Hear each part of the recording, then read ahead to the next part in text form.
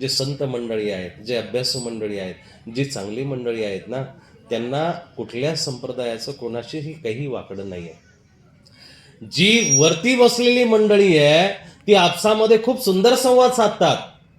आम्ही बऱ्याच वेळा ज्ञानेश्वरीचं उदाहरण देतो, गाथेचं उदाहरण देतो.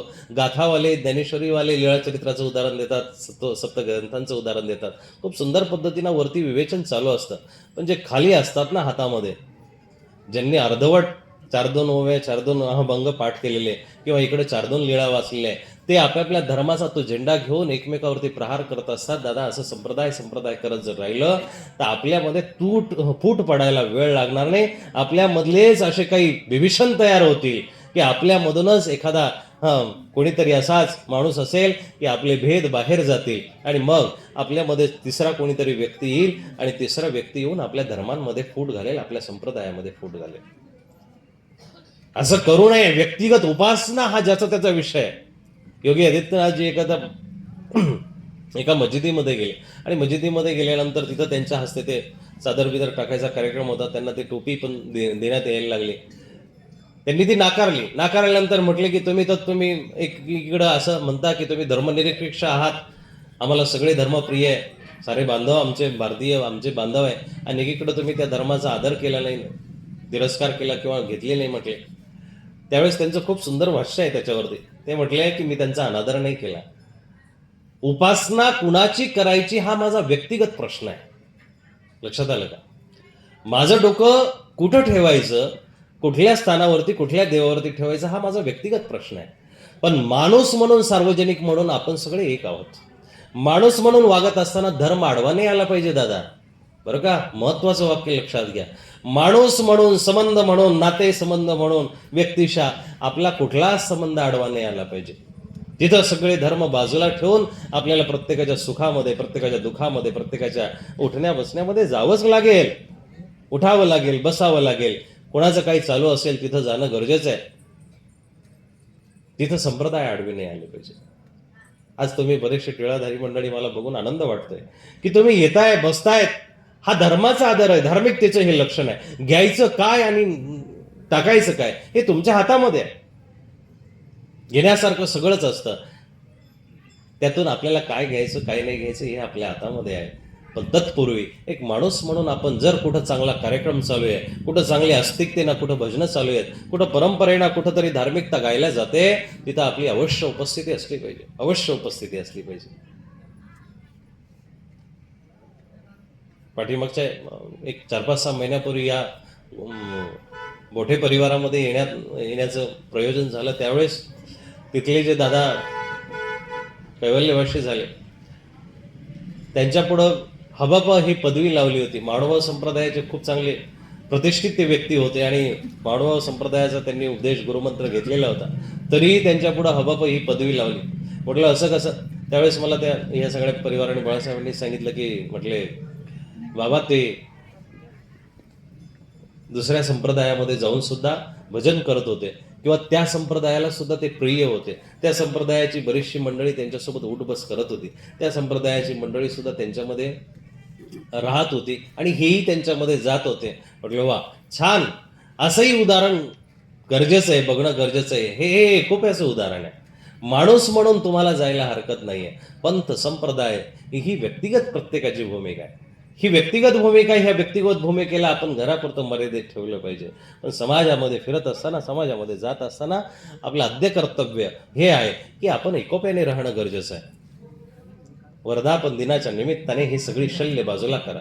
वर्धापन दिनाच्या निमित्ताने या सगळ्या दुष्भावना जर असतील, आपल्या चुकीच्या भावना असतील, त्या बाजूला करून आपण समाजामध्ये एकत्र कसं राहता येईल, धर्म कसा वाढवता येईल याच्याकडे लक्ष देणं गरजेचं आहे. वर्धापन शब्दाचा अर्थ जर तुम्ही आज घेऊन गेले ना दादा, की तुमच्या जीवनाला कुठंतरी आता चांगला स्पर्श झाला पाहिजे, तुमच्या जीवनाला भक्तीचा स्पर्श झाला पाहिजे, तुमच्या जीवनाला धर्माचा, तुमच्या जीवनाला ज्ञानाचा, वाचनाचा स्पर्श झाला पाहिजे, संतांचा स्पर्श झाला पाहिजे. ही संत मंडळी या ठिकाणी बसलेली आहे दादा. घरदार सोडून संन्यासी होणं सोपं नाही आहे आणि परत घरादारामध्ये राहणंही सोपं नाही आहे. आपलं नसून आपलं म्हणणं अवघड आहे. तुमच्यामध्ये बघा ना, जे आपलं आहे तेच आपलं असतं. दुसऱ्याला तुम्ही तुमचं म्हणू शकत नाही. शेजाऱ्याचं कुत्र दारातोंडी आलं तरी त्याला तुम्ही भाकर टाकत नाही, आपल्याच कुत्र्याला टाकता. शेजाऱ्याचं जनावर आपल्या दारामध्ये कितीही वेळ उभं राहिलं तरी त्याला तुम्ही चारा टाकत नाही, आपल्यालाच टाकता. आपल्याला आपलं म्हणता येतं, पण दुसऱ्यालाही आपलं म्हणण्याची भावना संसारी व्यक्तीमध्ये नाही आहे, ती आध्यात्मिक व्यक्तीमध्येच असू शकते. तुम्ही सगळे बसलेली भली सांप्रदायिक मंडळी असेल, माडवा संप्रदायाची मंडळी असेल, तरीही तुम्ही आमची आहात, कारण या ठिकाणी तुम्ही आलेले आहात. सर्वज्ञ श्री चक्रधर स्वामींचा शब्द, एक शब्द जरी तुमच्या कानावरती गेला तरी तुमचं जीवन पुनीत झाल्याशिवाय राहणार नाही दादा. इतकी मोठी ताकद या स्थानाची आहे, संस्थानाची आहे. या संन्यासी मंडळींनी आपलं भिक्षुकी जीवन का निवडलेलं आहे? भिक्षुकी जीवन का निवडलेलं आहे? काय हातांनी काम करता येत नाही? 500 रुपये रोज कमवणारा माणूस सुद्धा आयटी मध्ये राहतो, आयटी मध्ये जगतो, तरी ही संन्यासी मंडळी त्या जीवनाला न स्वीकारता ह्या जीवनाला स्वीकारताय. हे फक्त एकमेव परमेश्वरासाठी, त्याच्या उपासनेसाठी, त्याच्या प्राप्तीसाठी आहे. म्हणून आपलं एक आद्य कर्तव्य आहे, आपलं हे एक आद्य कर्तव्य आहे की ज्या ठिकाणी संन्यासी दिसेल, ज्या ठिकाणी साधू दिसेल, बघा आम्ही थोडंसं रस्त्यावरती आश्रम आहे, आमचा महामार्ग आहे, त्या महामार्गावरती सदैव माझं निरीक्षण असं असतं की त्या रस्त्यावरती 2-3 दिवस झाले की श्वेतांबर दिगंबर असलेले संन्यासी जात असतात. आणि त्या श्वेतांबर दिगंबर जैन समाजाच्या साधूंच्या समवेत पुढं 2 श्रीमंत मंडळी चाललेली आहे, व्यावसायिक मंडळी चाललेली आहे, फॅक्टरीवाले मोठे मोठे, मागं 2-3 मंडळी चाललेली आहे, आणि मध्यभागी ते संन्यासी चाललेले. कधी तुम्ही दृश्य बघितलं असेल तर बघा. दिगंबर असतील, श्वेतांबर असतील, त्यांच्या तपस्विनी स्त्रिया असतील, त्या चाललेल्या आहेत. त्यांच्या पाठीमागं 2 व्यावसायिक आहे, 3 व्यावसायिक आहे, पुढं 2-3 व्यावसायिक आहे.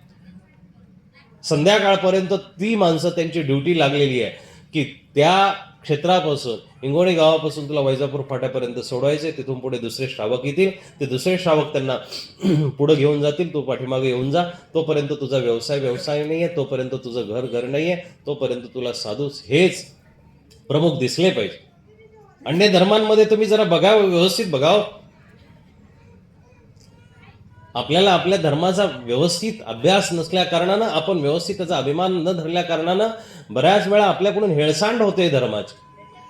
इतर धर्मामध्ये जर तुम्ही निरीक्षण केलं, मुस्लिमांचा एखादा जर तो पाद्री फकीर असेल, त्यांचा एखादा जर तो कुराण वाचणारा असेल तर त्याच्याविषयीचा त्यांचा आदर बघा. ख्रिश्चन धर्मियांचा एखादा पाद्री असेल, त्या पाद्रीचा चर्चमध्ये आदर बघा, त्याच्याशी असलेली त्यांची विनम्रता बघा. सिखांचा एखादा पाठी असेल, त्याच्याविषयीचा त्यांचा आदर बघा.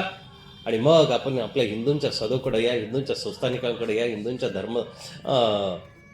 धुरंधरांकडे या, तर आपण साधू बघून त्यांच्याकडे मान फिरून निघून जातो, पाठ करून निघून जातो. हे आपल्या धर्माविषयीचं असलेलं मत आहे, चुकीचं मत आहे. धर्माविषयीचं असलेलं आपलं असं वागणं एक दिवस हे आपल्याला भयंकर असं घातक ठरणार आहे. म्हणून प्रत्येकाने आपल्या धर्माचा एक अभिमान ठेवणं गरजेचं आहे. प्रत्येकाने आपल्या धर्माला जागणं गरजेचं आहे.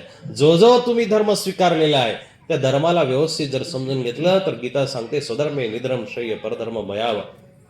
स्वतःच्या धर्मामध्ये कधीही मेलेलं बरं, परंतु दुसऱ्याचा धर्म घातक आहे. दुसरा धर्म, आपण दुसऱ्या धर्मांना चांगलं म्हणतो ना.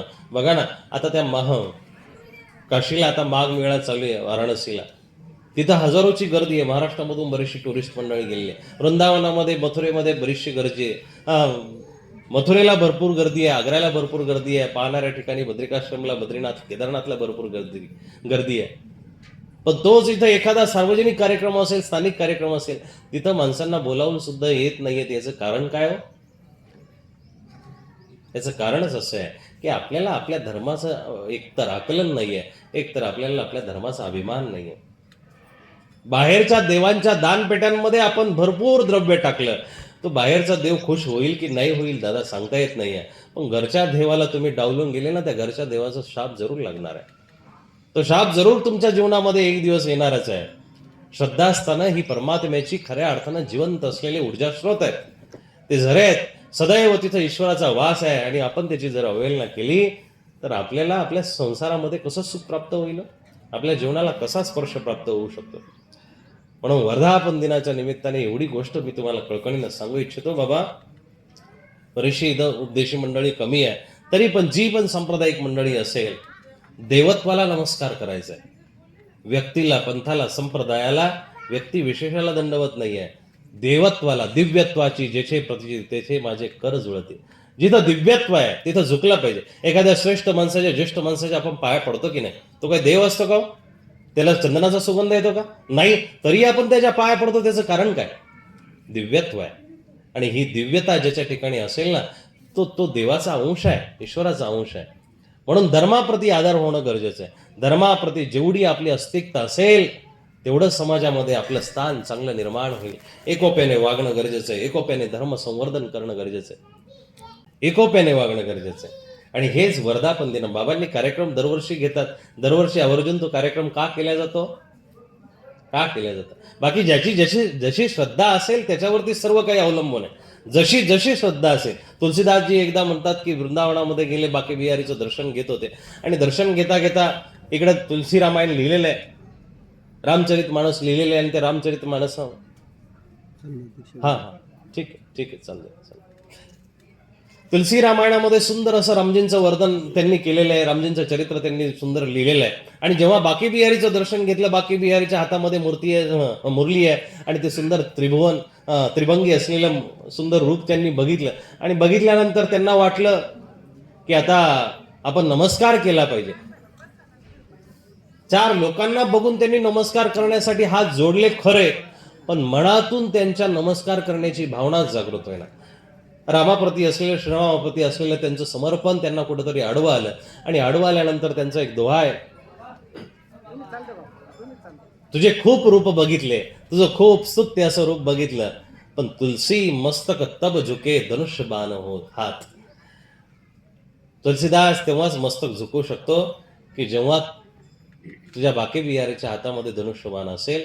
आणि मग कथाकार, चरित्रकार म्हणतात की तुलसीदासाने जेव्हा हात जोडले, डोळ्यातून पाणी काढलं, अश्रू काढले आणि अश्रू काढल्यानंतर तुलसीदासाला समोर बाकी बिहारीच्या मूर्तीमध्ये सुद्धा हातामध्ये धनुष्यबाण घेतलेली रामचंद्रांची ती सुशोभित असलेली मूर्ती त्यांना दिसली आणि तुलसीदासांनी मस्तक झुकावलं. ज्याची जशी श्रद्धा आहे त्या श्रद्धेनं तो झुकणार आहे, पण श्रद्धा ठेवणं गरजेचं आहे, अस्तिकता ठेवणं गरजेचं आहे, धार्मिकता ठेवणं गरजेचं आहे. हेच वर्धापन दिनाचं खरं सगळ्यात महत्वाचं निरूपण मला तुम्हाला सांगावंसं वाटतं. वर्धापन दिनाच्या निमित्ताने एक महत्वाची घटना इथं जी घडती आहे ती संन्यासाची घटना आहे. आदरणीय आमचे मार्गदर्शक चिरडे बाबांच्या हस्ते या ठिकाणी त्यांच्या संपर्कात असलेले हे सद्भक्त दीक्षा घेत आहेत. दीक्षा घेणं म्हणजे काय? संसार करून करून थकला आणि मग महानुभाव झाला असं असतं का? बरीचशी मंडळी असं बसता बसता बोलत असतात खाली की घरी काही नव्हतं, घरच्यांनी काढून दिलं, मुलं बाळ सांभाळणारी नाही आहे म्हणून दीक्षा घेतोय, म्हणून काहीतरी करतोय, म्हणून तो संन्यास घेण्याचा प्रयत्न करतो. असं काही आहे का? नाही दादा, अशी गोष्ट नाही आहे. ते शेवटी अधिकाराशिवाय ती घटना घडू शकत नाही. अधिकाराशिवाय घटना घडू शकत नंतर अधिकाराशिवाय ती घटना घडू शकत नाही. ज्याचा जैसा अधिकार तैसा त्याला पावे देव. ज्याचा जसा अधिकार असणार, अधिकाराविन ज्ञान नाही जीवा ब्रह्मविद्या ठेवा प्रभुपाशी. परमात्म्याने त्याचे अधिकार जागृत केलेले तेव्हा तो संन्यास घेतोय. आणि ईश्वराने सांगितलेलं वचन आहे की सर्व धर्मान परित्यज्य मामेकम शरणम. एका उंच अवस्थेला तू अशा अवस्थेला पोहोचला पाहिजे की जिथं सगळे धर्म तुला खुजे वाटले पाहिजे, थिटे वाटले पाहिजे. सगळ्या धर्मांना सोडून तू ईश्वरापर्यंत पोहोचण्यासाठीचे प्रयत्न केले पाहिजे. आणि तेच संन्यास घेणे दादा. अनंत जन्मापासून हा जीव भरकटतोय, ह्या त्या युनीला जातोय, 84 लाख युनीला जाऊन नको त्या अवस्थेला जातोय. अरे कधीतरी ऊर्ध्व हो, कधीतरी वरती हो, कधीतरी वरती होऊन ईश्वराजवळ जाण्याचा प्रयत्न कर आणि त्या परमात्म्याला भजण्याचा प्रयत्न करून तुझ्या जीवनाचा उद्धार करून घे. उद्धरे दात मनात्मानम आत्मानम मवसादेत. गीता सांगते की स्वतःचा उद्धार तुम्हाला स्वतःलाच करावा लागेल. इथं कुठलाही अवतार येणार नाही, इथं कुठलाही गुरु येणार नाही, इथं कुठलाही माणूस तयार होणार नाही, इथं कुठलाही व्यक्ती येऊन तुम्हाला म्हणणार नाही चल बाबा उद्धार नावाचं काहीतरी डिश आहे, ती तुझ्यासाठी मी वाढून ठेवली आणि ती तू घे. नाही, असं कधीच होणार नाही. आज थोडासा प्रयत्न केला, आज उर्वरित 10 वर्षाचं 20 वर्षाचं आयुष्य जरी लेखी लागलं दादा, बघा ना, उर्वरित 10 वर्षाचं आयुष्य जरी लेखी लागलं, ईश्वराच्या समर्पणामध्ये लागलं, तरीही परमात्मा नक्कीच पुढचा असा जन्म देईल की राजाच्या घरी राजाच्या पोटी जन्म होईल आणि तेव्हा लहानपणापासूनच देवाच्या दारामध्ये तो निघून जाईल. मगाशी मी सांगत असताना बाल भिक्षुकाने वृद्ध संन्यासी याची परिभाषा सांगितली. त्याच्यामध्ये मुख्यत्वाने ह्या व्यक्तीचा सुद्धा धर्म स्वीकार आहे. त्याला गीतेचं एक प्रमाण आहे, अंतकालेच मामेव स्मरण मुक्त्वा कलेवरम. अंतकाळामध्ये जरी त्यांनी परमात्म्याचं नामचिंतन केलं तरी ईश्वर त्याला जवळ घेत असतो. गीता शाश्वती देते. भगवान कृष्णा इतकी कुठल्याच अवताराने तुमची माझी शाश्वती घेतली नाही.